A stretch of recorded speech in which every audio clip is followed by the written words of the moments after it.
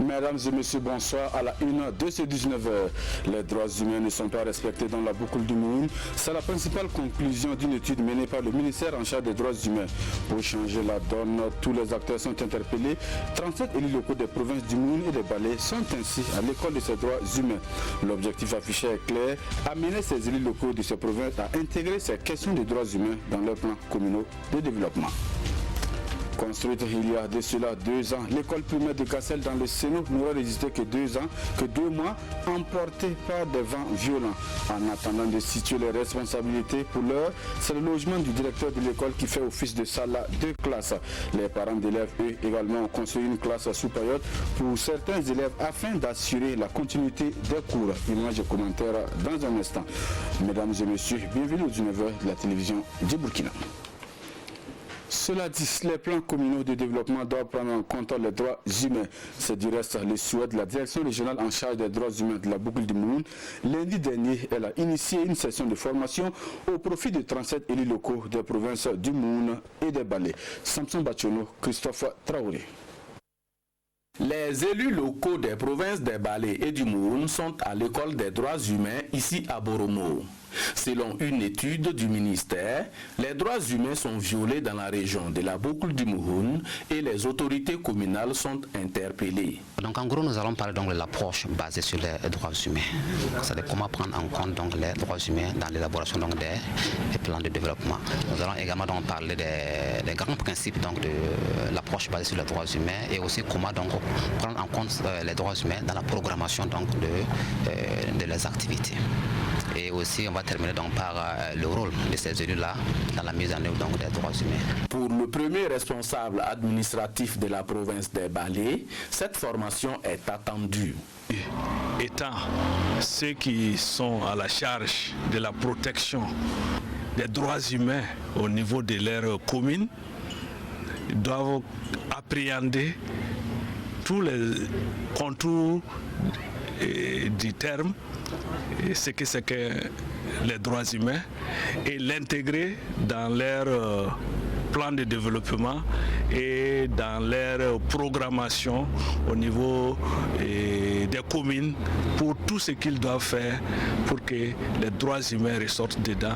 Les mariages d'enfants, le travail des enfants, les mutilations génitales sont entre autres des cas de violation de droits humains dans la boucle du Mouhoun. 90%, c'est le taux de réalisation des activités de l'association Nourrir sans détruire. Des résultats globalement satisfaisants présentés aux différents acteurs au cours d'un atelier ce jeudi à Fadana Gourma. Une rencontre qui a surtout permis à l'association Nourrir sans détruire de présenter le programme d'activité de cette année 2020. L'ambition affichée par l'association, renforcer la résilience des populations vulnérables à travers la promotion de l'agroécologie. Justin Tiendebego, Ibrahima Sanou. L'association Nourrir sans détruire ANSD fait le bilan de ses activités réalisées au cours de l'année 2019. 90%, c'est le taux de réalisation des activités de 8 projets, notamment la conservation et la transformation des produits agricoles non ligneux, la gestion des stocks agricoles et la maîtrise de la technique culturelle. Un bilan jugé satisfaisant par les premiers responsables de l'ANSD. Le bilan en tout cas est assez positif, malgré les préoccupations de l'heure. Nous avons tenu en tout cas à réaliser ce qui a été planifié avec les producteurs sur le terrain. Et c'est ainsi que nous arrivons à ces résultats que nous jugeons satisfaisants, même si on peut toujours faire mieux. À cette rencontre, producteurs, transformateurs de produits ainsi que responsables des services techniques apprécient les résultats de l'ANSD. Des recommandations sont néanmoins faites. Ce que nous avons tantôt posé comme inquiétude, c'est la pérennité de ces acquis-là. il y a eu des structures qui ont été mises en place, des producteurs formateurs qui forment les autres, des femmes qui mobilisent des fonds à l'interne pour financer leur activité génératrice de revenus. Quelle est la preuve que toutes ces activités-là, tous ces acquis-là sont pérennisés? L'ANSD intervient dans 4 communes de la région de l'Est, à savoir Tibga, Diabo, Bilanga et Gaïeri. Elle a pour mission de contribuer à l'amélioration socio-économique des populations rurales à travers la lutte contre la faim. Des imprimantes, des ordinateurs, des registres d'actes de naissance au profit de 3 régions du Burkina, à savoir les régions du Nord, du Centre-Nord et du Sahel, d'une valeur de 25 millions de francs CFA. Les dons et du Centre Édico et ses partenaires, un geste qui vise à contribuer au renforcement des équipements de ces 3 régions afin de faciliter l'établissement des documents administratifs. La cérémonie de remise est intervenue du lundi dernier en présence de Nomba Kouda et Oumou Sissé. Du matériel informatique et bureautique, c'est la composition du don du Centre Éduco Burkina Niger. Un geste au profit des municipalités de 3 régions, le Nord, le Centre-Nord et le Sahel. Il vise à renforcer l'offre et la demande en matière d'état civil des zones concernées. Il faut dire que ceci est très important. Vous savez que l'État du Burkina ne ménage aucun effort pour nous accompagner dans le développement de l'état civil au niveau de nos populations, qui permet d'un enregistrement judicieux de nos populations à la naissance, au décès, au mariage, etc. Et c'est d'abord l'une des activités les plus importantes au niveau de nos communes. Cependant, nous avons beaucoup de difficultés dans ce domaine. Question de budget, question de personnel. Et grâce à la DGMEC et à ses partenaires, aux partenaires de l'État burkinabé, de plus en plus nous arrivons à avoir et les moyens logistiques et les moyens personnels pour amener cette mission. Cette action entre dans le cadre du projet de renforcement du droit à la promotion sociale et à l'état civil des populations. La mise à disposition de ce matériel est encadré dans un projet que nous avons avec Children Believe, avec Terre des Hommes Lausanne, avec ABBF et en partenariat aussi avec l'association des municipalités du Burkina Faso pour aller vers une maîtrise des dynamiques démographiques. Nous avons postulé nous sur le Nord, le Centre-Nord, le Sahel, parce que Terre des Hommes Lausanne, ABBF, Educo et Children Believe ont des zones d'intervention communes dans ces 3 régions. Estimée à 28 millions de francs CFA, cette action a connu l'accompagnement des partenaires techniques et financiers. Longtemps sollicité par les populations, aujourd'hui c'est chose faite. Un bâtiment de 3 classes, 2 autres réhabilités, un hangar, c'est un ensemble de réalisations du secrétariat permanent des engagements nationaux et des programmes d'urgence au profit des populations de Bictogo dans la commune de Pabré. Toutes ces infrastructures ont été inaugurées mardi dernier en présence de plusieurs autorités et de politiques et coutumières. C'est un reportage de Salifou Belem et Belman Herman Nestor Toé. Des élèves qui esquissent des pas de danse pour exprimer la joie de tout un village. Bictogo traduit ainsi sa reconnaissance aux engagements nationaux qui permet à ses enfants d'étudier dans de meilleures conditions à travers la réhabilitation de son collège d'enseignement général. Nous avons donc achevé la construction de 3 salles de classe. Nous avons réhabilité 2 autres bâtiments qui ont 2 classes et 3 classes. Donc nous avons également réalisé un hangar qui va servir donc non seulement de parking, mais également d'aire de causerie pour les élèves et les enseignants que vous pouvez voir plus haut. Le bâtiment pédagogique, nous l'avons équipé et également l'administration pour que les enseignants soient à l'aise. Un nouveau cadre d'études bien accueilli par les bénéficiaires. On est très contents parce qu'on a gagné les nouveaux bâtiments. Ça nous sert aussi et puis à nos grands frères. Ceux qui vont faire la 3e, s'ils gagnent le BPC, ils doivent aller en classe supérieure. il y a d'autres parents qui n'ont pas les moyens pour payer un vélo pour les élèves. Donc ils peuvent continuer leurs études ici. Pour même l'accès, vous voyez quand il n'y a pas assez de salles, ça décourage un peu les parents, ils ne peuvent pas envoyer les enfants. Ça réduit les distances et ça permet aussi de décongestionner un peu les classes qui sont assez pléthoriques.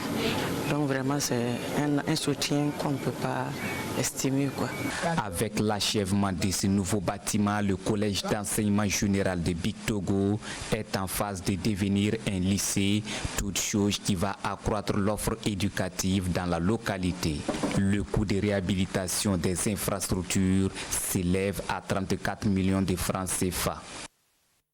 Si les populations de Big Togo sont dans la joie, c'est la désolation par contre à Gassel dans la commune de Sampelga.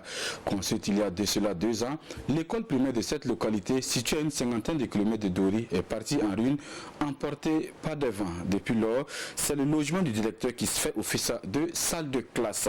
Allons à la découverte de cette école faute de fortune dans ce dossier que nous proposent Ibrahim Kagone et Lazare Sanou. C'est tout ce qui reste de l'école primaire publique dans le village de Gassel, dans la commune de Sampelga. Le bâtiment est construit, ça vaut 10 ans comme ça. Voilà. Et après la construction, quand les élèves sont rentrés, 2 mois après seulement, c'est tombé. Un vent qui est venu, c'est tombé ça. Les choses se sont passées une nuit. Et pour pallier le problème, la seule alternative était de transformer le domicile du directeur et de construire une classe sous paillote. Vraiment, c'est une chance. Parce que si c'était dans la journée, c'était grave. Voilà. Donc après, quand on est venu trouver que c'est tombé, on a adopté ce système-là. On a pris le logement du directeur. Bon, on a transformé ça en classe, en salle de classe. Donc CM2, CE2 sont dedans. Le CM2 est dans le salon et le CED est dans la chambre. C'est nous qui on a construit l'école en Mayotte, quoi. Bon, nous sommes avec les villageois, les parents d'élèves, quoi. C'est nous qui on a construit l'école. Des situations qui rendent difficiles les conditions de travail. Les matériels ne sont pas là. Ça fait que le travail là, ça ne va pas. Les cours là démarrent en retard. Par exemple, le premier trimestre, tous les 3 mois sont passés gratuitement. Parce que nous sommes au CP2 avec les leçons de CP1. Puis c'est quand on est ensemble dans un même logement. Le travail c'est un peu dérangeant, quoi. L'autre parle et puis toi aussi tu parles. Vous vous embrouillez. Une école du même standing sera construite à Gassel. Ce qui traîne, c'est la passation du marché. Chaque année, on nous transfère un montant de 21 millions pour une école de 3 classes, bureau, magasin. Et c'est ce même montant qu'on a dégagé, y compris un montant forfaitaire aussi de 5% pour le suivi contrôle des travaux. Et on attend la validation de nos PPM avec les financiers à Dori.